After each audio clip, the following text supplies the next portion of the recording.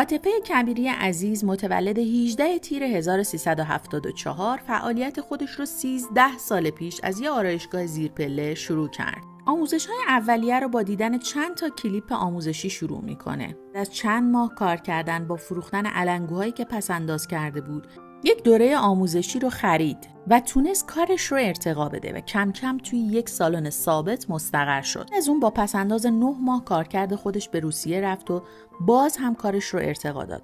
عاطفه در کنار کارش آموزش رو شروع کرده بود و اولین همایش مشترک خودش رو با شبنم نظیف عزیز توی تاریخ 3/3/1397 برگزار کرد. بعد هم تونست عمارت چمر رو افتتاح کنه و در حال حاضر به خاطر شنیون‌های متفاوت و خیلی سخت و پیچیده‌ای که انجام میده، نه تنها در ایران که در بسیاری از کشورهای حوزه خلیج فارس و اروپا شناخته شده است. باعث افتخاره که توی تمام این کشورها آموزش شنیون رو به صورت تخصصی انجام میدن. جالبه بدونید که توی کشورهای مختلف وقتی که آموزش میده سعی میکنه با زبون اونها صحبت کنه تا تسلط و سواد بیشتر خودش رو نشون بده. قابل توجه اینه که عاطفه هیچ وقت از آموزش دیدن دست نکشیده و در کنار آموزش هایی که میده همیشه خودش در حال آپدیته. در حالی که داشتن همچین زنهایی برای کشور و مردم ما باعث افتخاره، یه عده از بلاگرها برای گرفتن ویو سعی میکنن شخصیت و هنر عاطفه رو زیر سوال ببرن. نکته قابل توجه اینه که عاطفه به هیچ کدوم از این صحبت‌ها توجهی نمیکنه و خودشو درگیر حاشیه نمیکنه.